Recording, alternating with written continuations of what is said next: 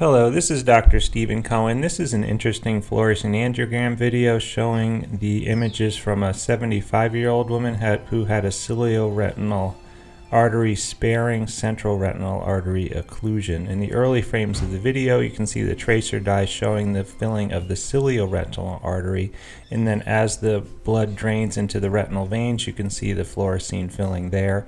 And then just about at this point in the video, you see the central artery starting to fill. It has pulsatile filling with the woman's heart rate. Her vision was 20/50. She had had sudden vision loss about 3 days prior to this video.